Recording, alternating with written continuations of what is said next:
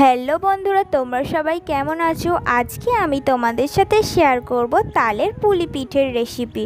তার জন্য একটা বড় নারকেলকে কুড়িয়ে নিয়ে এখানে ছাই করে নিতে হবে পুর দেওয়ার জন্য। তার জন্য নারকেল আর চিনি দিয়ে ভালোভাবে ছাই বানিয়ে নিলাম।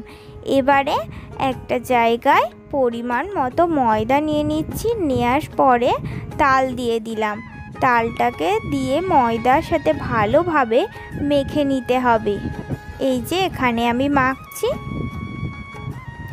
মাখাটা কতটা নরম হয়েছে দেখে নাও বন্ধুরা।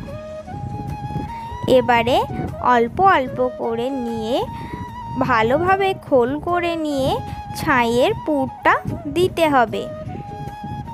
এই যে কত সুন্দর হচ্ছে, তাই না? অনেকটা পাতলা পাতলা খোল করলে কি হয়, খেতে খুবই ভালো লাগে।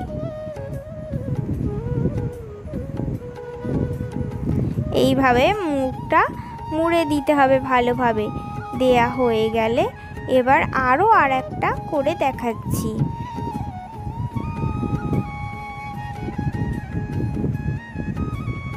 এই যে কত সুন্দর হচ্ছে। এইভাবে করলে এই সিদ্ধ করার সময় এর মুখটাও ফুলে যাবে না।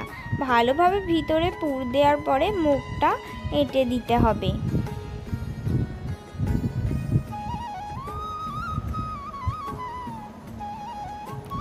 হয়ে গেছে।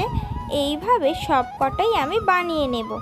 নেওয়া হয়ে গেলে আর হাঁড়িতে ওইদিকে জল বসিয়ে দিতে হবে গরম হওয়ার জন্য।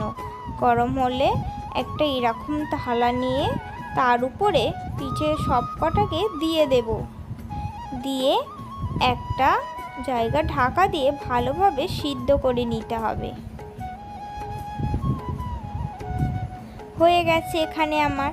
বেশ খানিকক্ষণ রাখার পরেই পিঠেটা আমার একেবারেই রেডি। ভিডিওটি ভালো লাগলে চ্যানেলটিকে সাবস্ক্রাইব করতে হবে অ্যান্ড লাইক করতে হবে আর বেশি বেশি শেয়ার করতে হবে।